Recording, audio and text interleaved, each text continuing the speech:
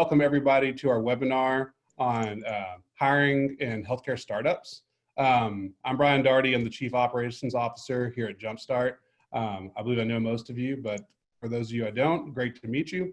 I'm joined by Bryce Jenney, who is a leader at Insperity. I'll let Bryce give a little more background on his role and what Insperity is, and then we'll hop into it. Yeah, thanks, Brian. So for those of you who I don't know, I do see some names that I recognize, so good to see you all again. My name is Bryce Jenney with Insperity. I live, work, and play here in Nashville, Tennessee. By way of background, spent first part of my career primarily in the financial world, did a lot of private wealth and some transaction experience. And what's interesting in terms of my evolution to Insperity, and then touching on that a bit, is that the last transaction that I worked on personally ended up falling apart quite materially because of human capital issues in this particular business. And so for me, that woke me up to a lot of what I would consider to be hidden value and hidden enterprise value within an organization that allows it to transact at higher multiples is contained within the human capital realm. So I've been fortunate enough to be here at Insperity for 2 years now. Working with businesses of all shapes, sizes, for-profit, not-for-profit, public or private.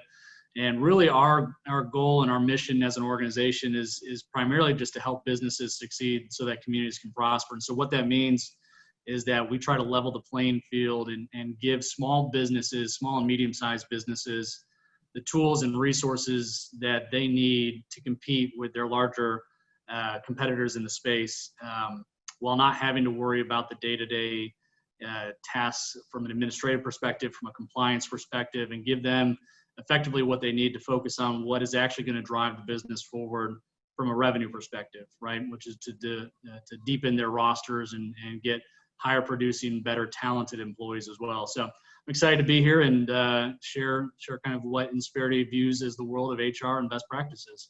Awesome, Bryce. We cannot be more excited to have you. So let's dive in. So first thing, right, the topic of this is, hiring for a healthcare startup, right? And whether you're coming from a, 30 years of working in an enterprise organization, or, you're fresh out of school and this is your first, first professional opportunity, right? A lot of folks think it's easy, right? You just throw a resume up on LinkedIn, throw up a job posting, and, you start hiring, right? This isn't that complicated. But you and I both know that's not necessarily the case. There's some things you want to make sure you've got figured out and in place before you start, just sitting people down and desk at your office. So walk me through kind of what things you want to think about first and kind of what the order of priority is. Yeah, and I wish it was that easy just to incorporate and get going. I think where if I were to start a business and largely where we engage with businesses is post inception, right? But even take kind of Insperity's own track to where we are today is that our founder and CEO started off by thinking about what type of organization we wanted to be, right? So if I'm given advice or kind of guiding what is important and paramount at the inception of a business is to think about culture. Culture is not necessarily the thing that's so tangible that you can touch and feel. Think of culture more as the oil of the engine, right? It keeps everything moving smoothly, quickly, speed of execution that you need. So said another way, if you can create a culture that empowers employees to move and think quickly and creatively, you're now going to be more nimble to the changes in the marketplace. And so largely what I think about is, who do you want to be as an organization?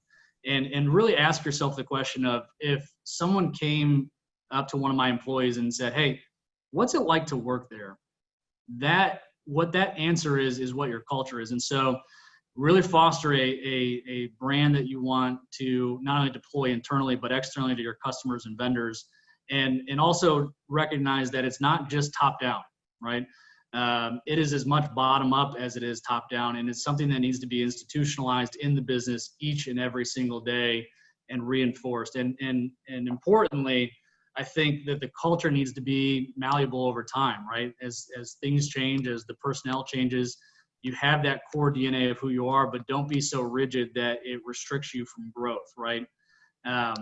And in that same vein, kind of the key hitter there is, from any leadership perspective, solicit feedback, from the employees, from other key members of your leadership team, to say, hey, how we doing? Are we living up to and fulfilling what we have set the bar for ourselves? Or are we maintaining that level and standard of excellence, right?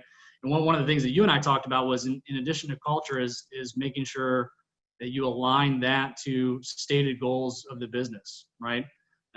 It can't be just, a nebulous piece where we want to be a great employer.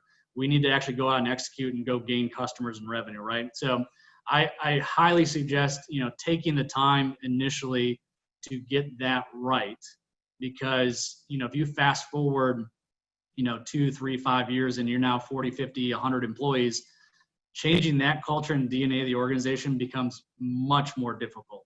Yeah, so let me play a little devil's advocate there, right? You're a healthcare startup, right? You're not Google, you're not Procter and Gamble, you're not GE, right? So I mean, hell, we got 2 founders, and we're looking to add a tech lead here, right? Like, we can figure out the culture thing later, right? When we hit 5 employees, 10 employees, 15 employees, right?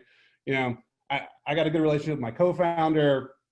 We know what we're doing, right? This just seems like a pretty big distraction for getting going. We've got stuff we need to build, customers we need to get, we're balling on a budget, so time is of the essence here, so why should I waste time focusing on all this nebulous, feel-good, crunchy granola stuff when there's work to be done?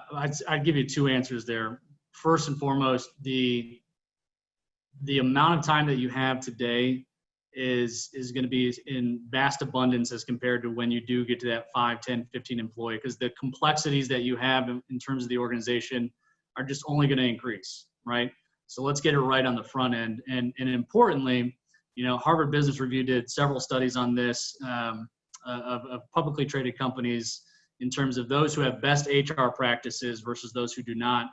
And from a monetary perspective of the sales per employee, a book to value ratio, if you're talking about what's actually quantifying the impact of human capital and really robust strategies, every one of those businesses that have really strong HR practices outpace their competitors hand over fist, because of what I mentioned before. Their speed of execution internally and the idea sharing is just built in and ingrained into who they are as an organization. So you can certainly do it down the road. I would argue that it just becomes increasingly difficult to find the time to then make the pivot as the organization at that point in time. Cool. And I think the other thing I'd add is, it's also very easy to get people as they arrive to adopt and adapt and make sure they are a good fit for the culture you want to build, rather than taking, whether it is 5 people or 10 people even, right? And expecting them to then, change the way they function and adapt to a new culture, right? It's always easier for them to get the initial buy-in than it is to try to, modify behavior after the fact, right? Much easier to not start smoking than to stop smoking, right? Totally. Well, and look, so we're talking about kind of what's the foundational blocks of the business, right? And so we're trying to build the house on rock versus sand. And so if you're thinking about, hey, we need this first domino so that when we do eventually get to a hiring scenario, right, we've gotten, critical mass to where we've done a needs analysis for our organization, and we realize that there's a gap in what we've got on hand in terms of our talent and our own skill sets. That culture then feeds into the hiring process, how you're going to go out and recruit, right? And so if you think from a recruiting standpoint, you're really selling yourself to the job candidates. So how are you selling, and what are you using to sell to them? And then importantly, to your point, in the onboarding phase, if you think about what we would consider to be kind of the 4 key phases of an onboarding cycle, it's the compliance element. So think, hey, here's who we are, and here's what we will and won't do as an organization, right? Here's the legality of that as well, right? So here's how we keep the business out of hot water. Number 2 is clarification, right? So, hey, we had this courtship. We're signed on. We're really excited to have you. Here's to further clarify what we expect of you and what your day-to-day roles and responsibilities are, right? So you got compliance, you got clarification. Number 3 is important, saying, hey, here's the culture of our organization. Here's who we were, here's who we are, and here's how we're going to be, right? And then last but not least, and this is for organizations that have a little bit deeper rosters, to say, how can we get people additional connections in their onboarding process, right? How do they start building those internal relationships and even external to some of the vendors and partners that we have? And again, you can do all those pieces, the recruiting, the onboarding, the retention aspect, but it all trees back to, again, what type of organization are you? Got it. So we're executing our health startup, right? And we've identified we've got a key hire to make, right? Our tech product is amazing. We've got good product market fit. We need like just a sales badass to get out there and get our product sold, right? Or we have got a great idea. We've got all these business connections. They like the concept of our product. Now we just got to build it and deliver, right? So being a healthcare startup, you don't always have, all the resources and capital behind you that, large organizations do, right? So how do you go about finding those candidates, the best candidates, and what do you do to close the deal with them? Yeah, I think that's a great question too. So I think to take a step back, it first starts with who do you currently have on the team, right? Typically as the founder, you've got a great product or service that you're trying to deliver to the marketplace because there's a need, right? Typically the day-to-day aspect of an organization isn't of paramount interest to you, right? You want to continue to develop that product and service. So that first key person that you need, assuming that it's not currently on the bench, is a very good leader. We work with a serial entrepreneur here in Nashville who continually develops new businesses. And we continually recommend to him that regardless of what you do and how you go forth, your first hire needs to be an excellent leader, right? And think about it from the perspective of, not only from a leadership perspective of how they can continue to guide and steer the organization, because that leader is going to be steering the boat, but they're likely the ones who have some operational day-to-day execution experience. So they're the ones who will really see the playing field in terms of, hey, we're starting to hit that critical mass. We've got an opportunity to exploit a market. We've got a product that's ready to be developed. And they can see based on the other skills and gaps within the organization what you actually need, whether it be sales or technical software development, et cetera. And so the question that you're presenting is, how do you go find talent, right? And where do you find that talent? So what I would say is you lean on that leader to say, is it something that we need right now? An experienced hire, someone who can just come in and get going day one, right? So that's a little bit higher price point in terms of that individual likely. And where you go source that individual is different than, say, someone who's brand spanking new out of college who is ready to be molded and developed over time. So to give a couple, if you will, non-traditional aspects, you can certainly go to the free recruiting boards that are out there. You can engage with the recruiter themselves. Again, those are kind of time and money aspects. If you're looking for a senior person who's been there, done that, I think LinkedIn is an excellent tool to go out and go find people who fit the mold of what you're looking for, right? Their employment resume is right there. You can direct message them and you can give them, the aspects of what they're looking for and start that dialogue back and forth. If you guys recognize that, hey, we can take the time to hire someone brand spanking new out of college, pay them a little bit less, but take the time to really develop them. I highly suggest, and this is a little bit non-traditional right now amid COVID, but going to the universities and colleges and connecting with them and saying, hey, we think we need this type of talent. Who should we talk to? And who are the students that fit that mold that might be a good fit for us, and start those dialogues as well. Yeah, I think one thing that's, I've done that, I've been on both sides of it, right? I've hired extremely, late in the career, high level individuals, senior individuals. I've hired, fresh out of college. I've hired folks that are still in college in many cases. I think one of the things you want to be careful of, and because there's benefits to both, right? But understanding the total cost of an employee, and it's not all financial, right? People get stuck on the SWB, salary, wage, and benefits of having an employee, right?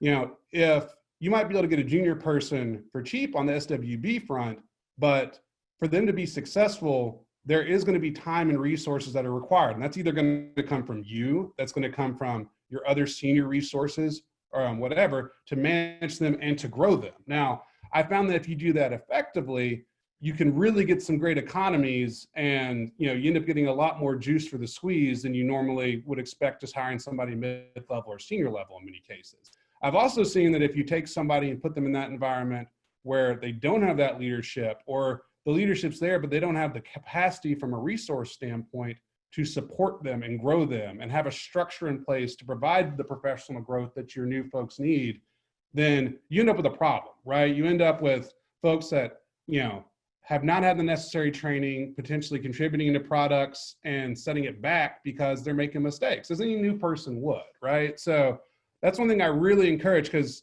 there's many times where I've seen folks say, well, that's easy, we'll just get an intern or get somebody fresh out.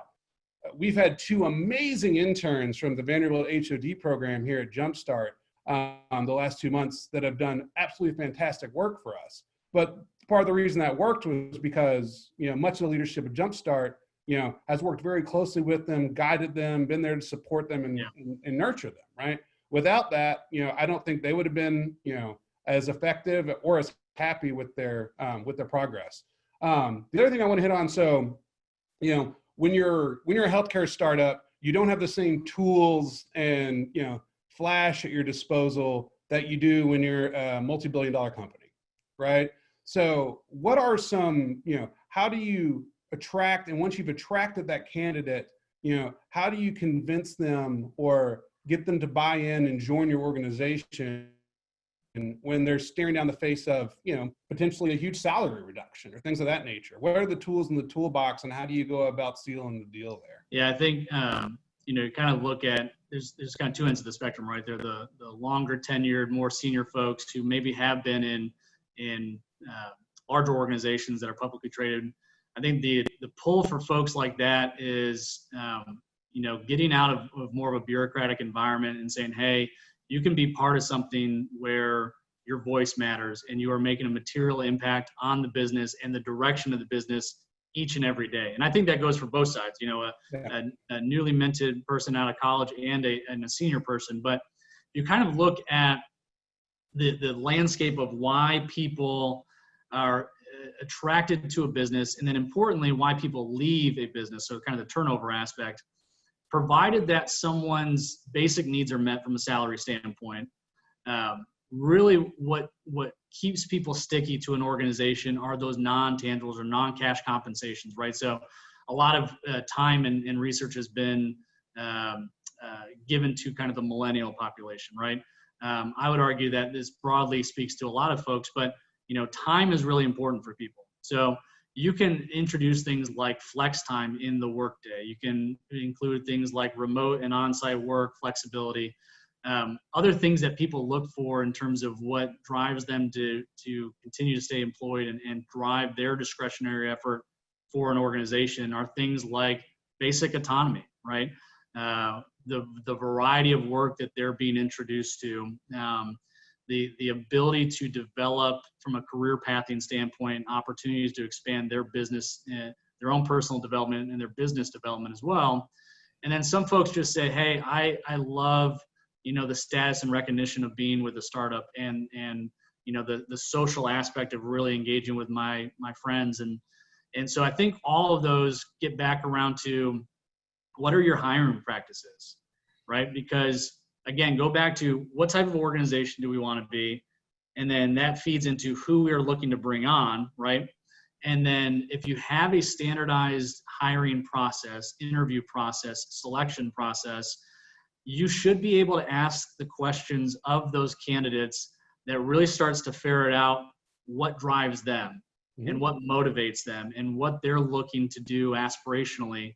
And you can really start to ferret out, hey, are we a fit, or are you going to be a detriment to my business that I'm going to have to fire in 6 months, and then I just lost 20% of my workforce because I'm a 5-employee company, and whatever intellectual know-how that you developed in those 6 months is going to go out the door, so that time, energy, and money that I spent on you is also going out the door. So it's the notion of take your time, hire slow, but then fire fast if something's not working out, right? I think if you can take that aspect and that tact of really making sure you're clear on who you need and why you need them, and then going out and finding what's going to be a good fit for you, I think that's going to be a better recipe for success than saying, hey, we just landed a big customer. We need warm bodies in these seats. Let's go make it happen. That makes total sense. You know, in my career, I have made some, amazing hires where I've identified diamonds in the rough, and they've just turned out to be absolutely incredible, employees. I've seen, sure things that just did not pan out at all and blew up in my face. So kind of in that vein, one of the things I found to be, effective, right? I think great managers genuinely care about making their employees as successful as possible, right? And that does not necessarily mean making them as successful as possible within your current organization, right? Now, if you're doing the things you're talking about, if you have a clear goal management framework, you have a clear, culture set up, you have strong hiring practices, the odds are that the person you identify to bring into your org is going to be someone that can be extremely successful in and for your organization. But if you always go into it and with every one of your employees and try to look at it from an objective standpoint and understand what drives them, what does success mean to them, and how can I, interact and foster that, a lot of good things happen. I mean, first, the employee is going to buy into to you as a manager, and they're going to have trust with you, right? Secondly, if you have clarity and you've been upfront about what your organization is trying to do, then there's a very good chance they're going to buy into that as well, right? Mm-hmm. And then finally, I don't think I've ever asked I would not say I've fired anybody, right? You don't look at it as a firing process. I understand the sentiment of the phrase, hire slow and fire fast. And that's one I've muttered many times in my life.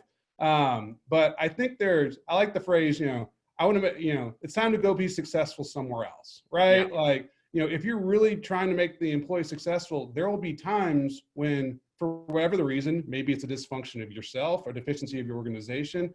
It might just be the way the cards fell and it's not a good match, or it might be that the employee has some deficiency that prevents them from being successful within your org, right? And at that time, that's the way to look at it, right? You try to weave them to where they are bringing you success, but eventually nobody wants to get up every morning, go to work and say, hey, I'm going to suck today, right? Everybody wants to be successful so they get that joy out of their professional life. So sometimes the only solution is to help them figure out how to go and be successful somewhere else. So, well, and I think importantly in that vein, just if I can add a point there, is that one thing that organizations miss, especially newer organizations who are moving quickly, is that they miss out on the opportunity for, I'd say on the back half of the exit interview process, right? Because there's really two types of turnover, if you think about it. There's voluntary where the employee leaves themselves, or there's the involuntary where you have to allow them to seek opportunities elsewhere, right? Both of those have very different implications as to the why behind it. So if you're having someone voluntarily exit your organization, typically that's a culture mismatch, right? Mm-hmm. Expectations that they had and what was actually delivered upon from the organization, just two ships passing in the night. So that's one thing to keep in mind. And involuntary, to your point, where someone's just not a good fit. I view that as two potential issues. Number one, the lowest hanging fruit is your hiring practices were askew in that the process by which you had in the recruiting and the vetting out didn't ferret that out. And some people slip through and get through into the organization, totally understand that. But the other piece of that, and I think this is critically important, is that it can be a breakdown in leadership. Mm-hmm. And I think this is one that we run into all the time with organizations here in Nashville or just across the country in terms of who Insperity engages with. But from a leadership perspective, people will do performance reviews. More times than not, they don't. But if they do, it's on an annual basis.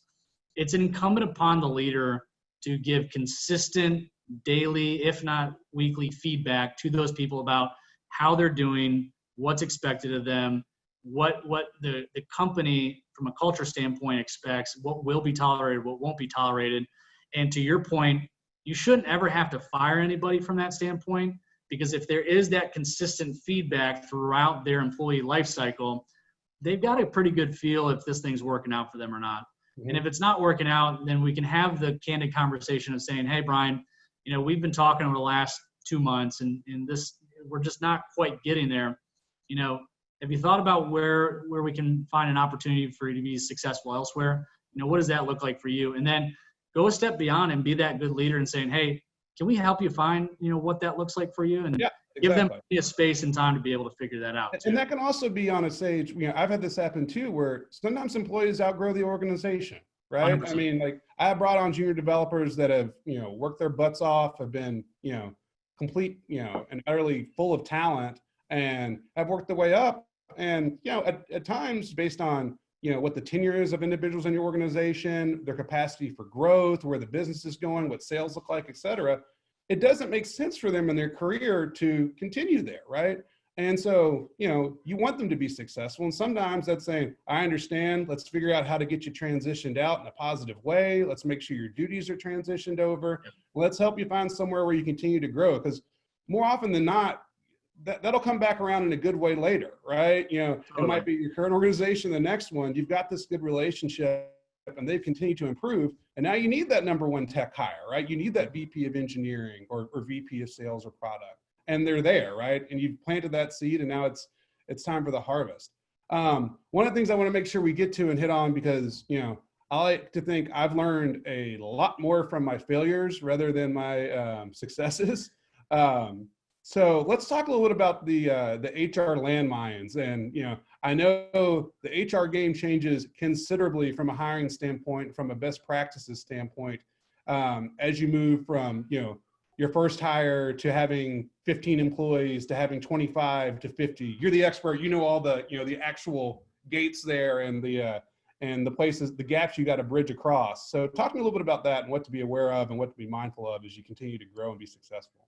Yeah. So we've talked a lot about, more or less the strategic elements of HR, right? The more high level, longer term vision of the organization. So to your point, let's get into the kind of more of the tactical aspects and really the tangible aspects around HR. So I think it's important to note that as soon as you make your first hire, your first W-2, you are now subject, going from an entrepreneur to a true employer, you are now subject to 54 federal laws and regulations that you need to abide by.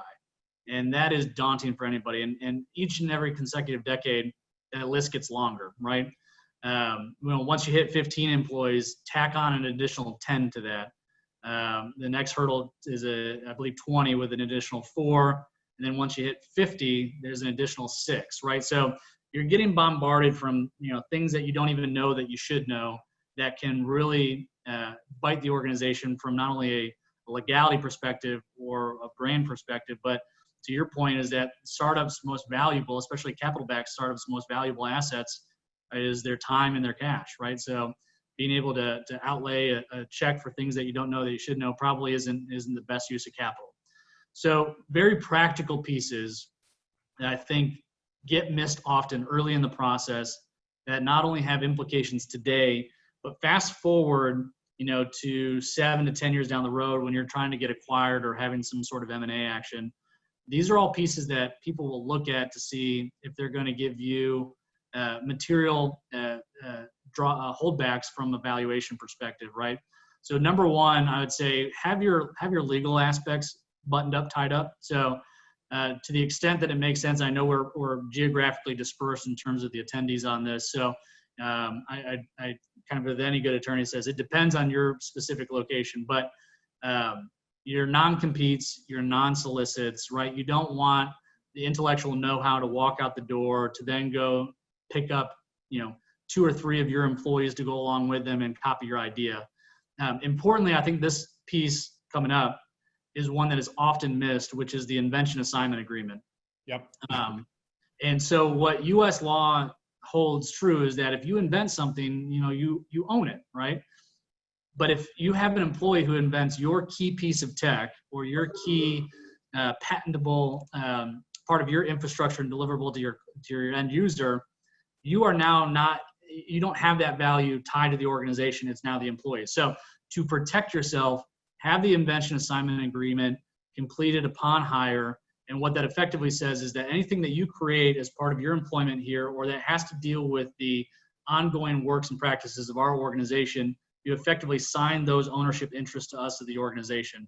And it's just good business practice, right?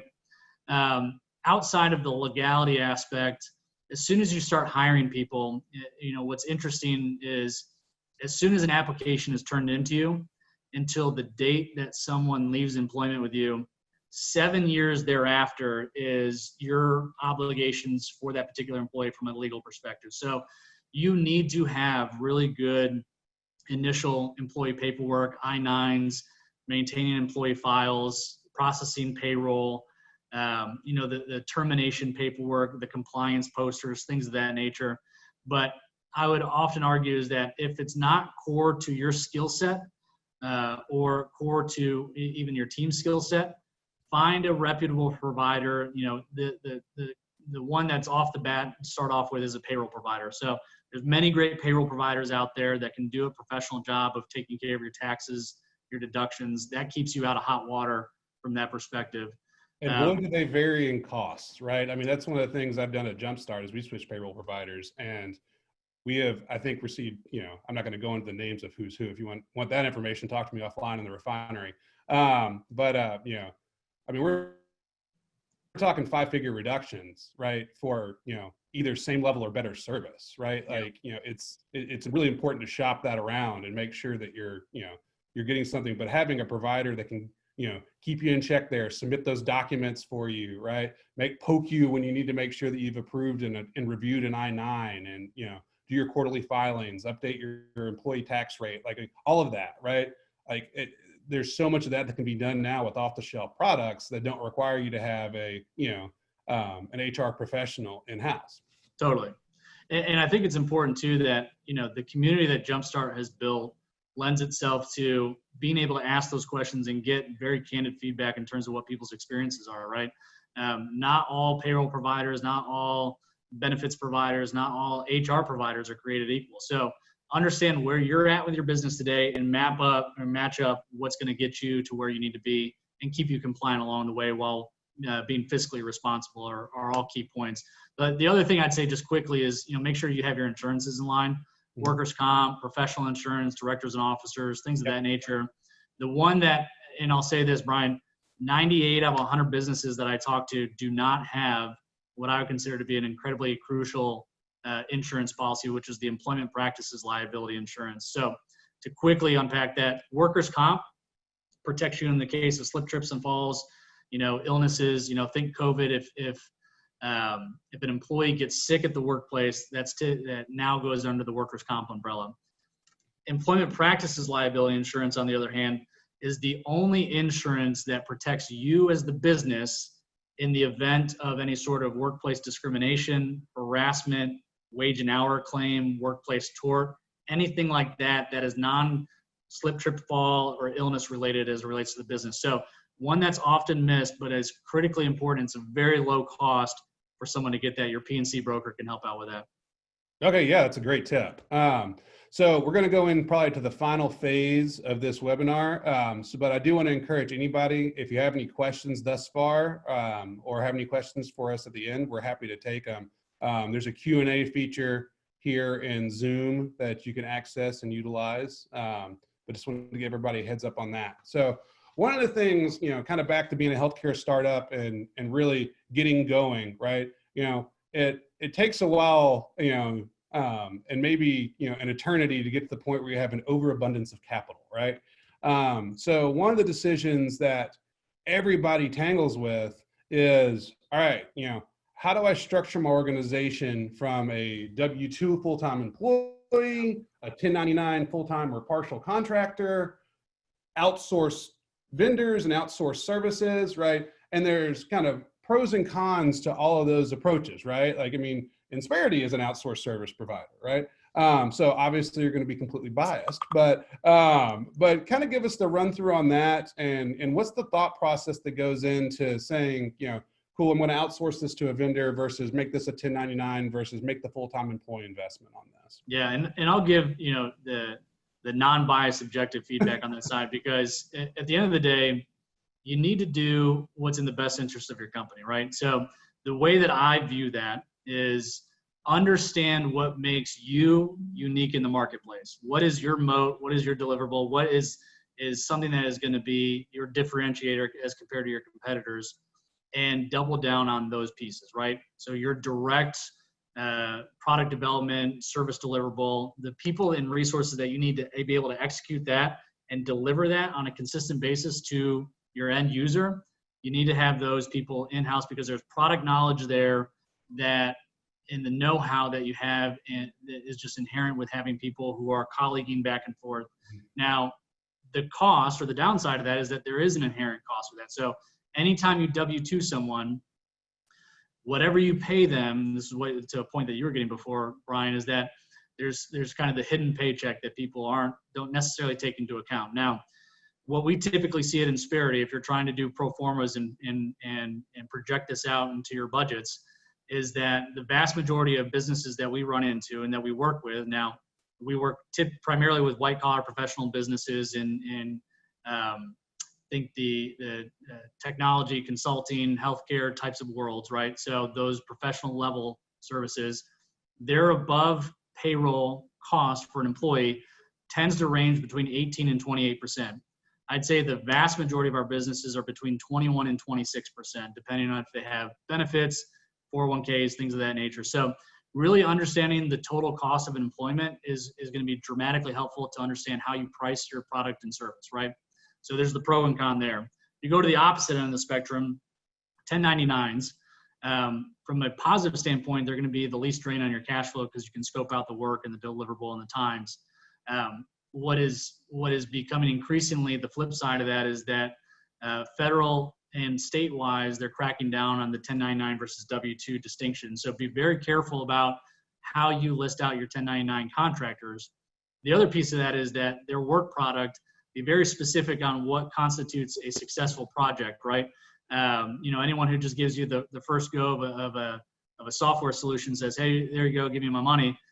We all know that the first round of a solution is not going to be the final, right? So understand definitively what constitutes a successful engagement with those folks, and understand that they're going to bring their own work experiences, and you're going to have to really fully vet that out on the front end if their skill sets match up with what your need is, right? So there's a little bit more ambiguity there.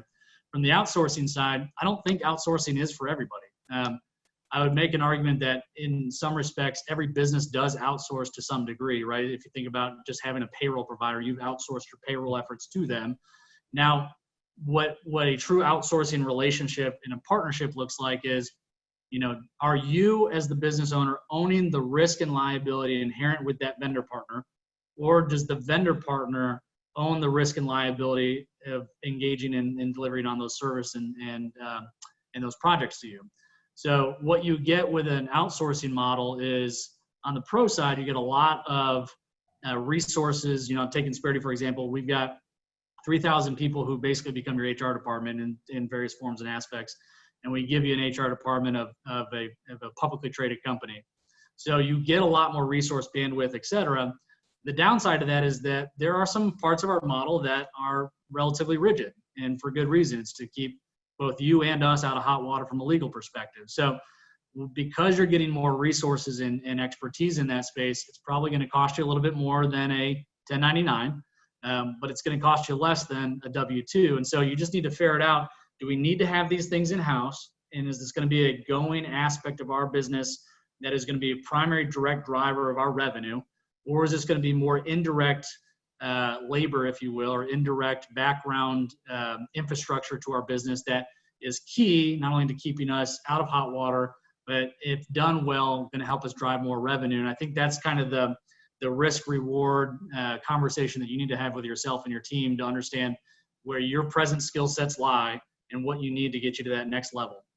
I think there's a level too, when I'm making those decisions, and whether I'm building out a new organization or expanding one and preparing one for scale, that always comes down to, what expertise do I have in my ability to manage those individuals, right? Now, if I hire an amazing, senior level W-2 employee, right? One of the things I'm looking for is, great, this person is bringing knowledge that can then manage and grow past him or herself, right?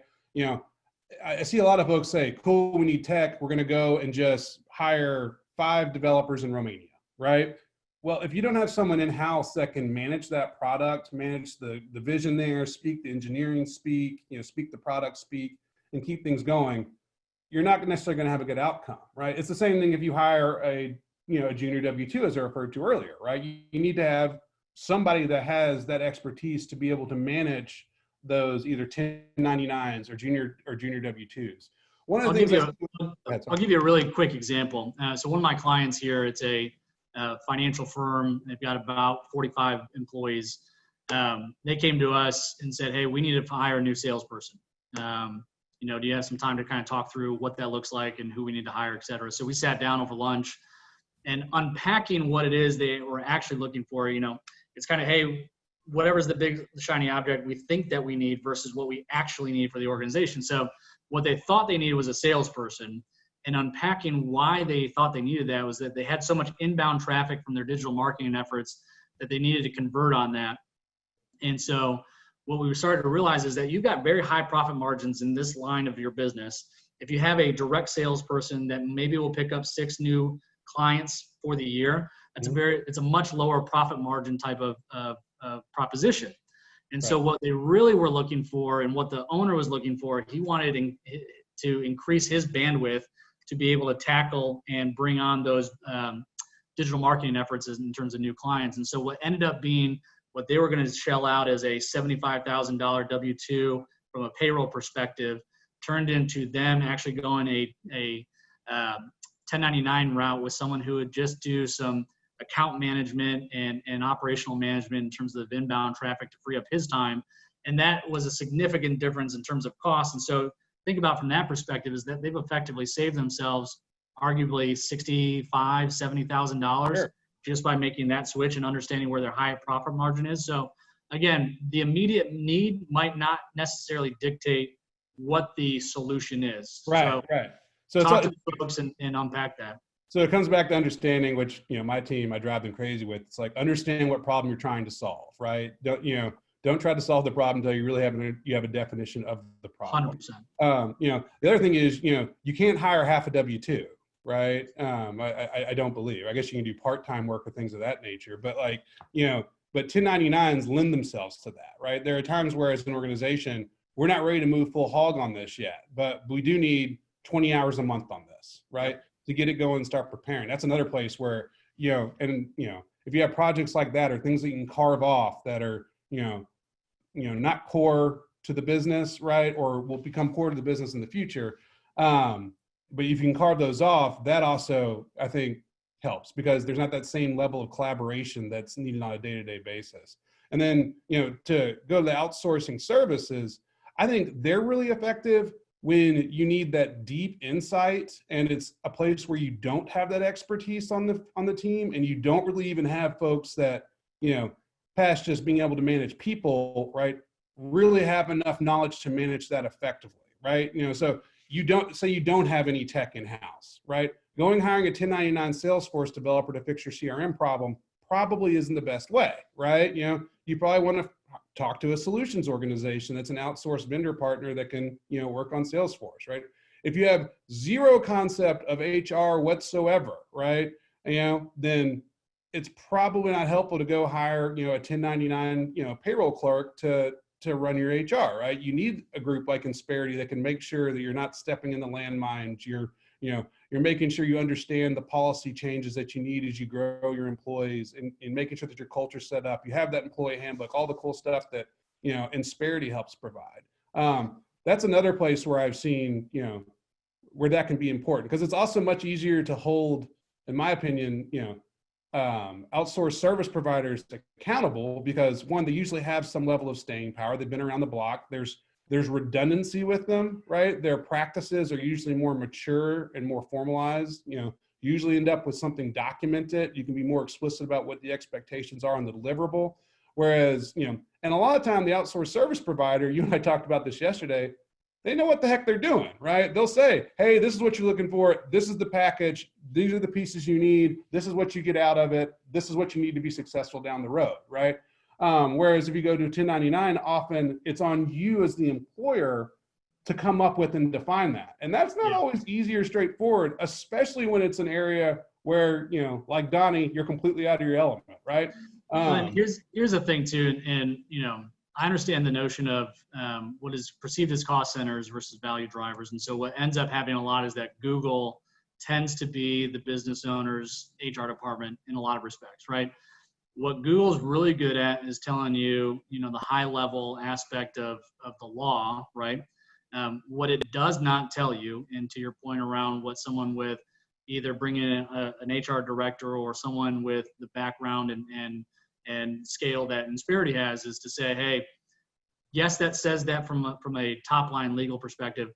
Here's how this actually plays out in court, and specifically, here's how that would play out in court based on what's going on in your company. Right. Here's ways to get around that. Here's ways to protect yourself. So, we talk about all the time, and what we've experienced at Insperity from our clients is a large uptick in EEO claims based on what's happening around COVID, right? So ways to protect yourself is to have very robust job descriptions that lay out the essential functions, that have a handbook that you can tie back to and say, hey, we terminated this person for performance reasons, and here's why, and et cetera, et cetera. So yes, I think there's a lot of merit, and yes, it's somewhat biased from the perspective of the seat that I sit in, but I would argue that and a lot of times the back office functions, HR, IT, MSP, finance, bookkeeping, controller services aren't necessarily, especially in a healthcare tech or healthcare startup, not core to what makes you different in the marketplace. So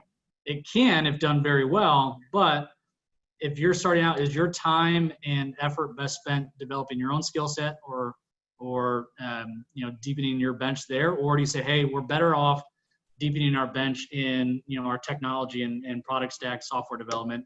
So there's a number of different aspects to this. And again, I don't think outsourcing is for everybody. I don't think 1099 is for everybody and W-2s are for everybody. I think that's where a lot of it can be gleaned from other practitioners in the space, other owners in the space, to say, hey, what's your experience? And really getting a honest feedback of, where their time and effort and dollars are best spent.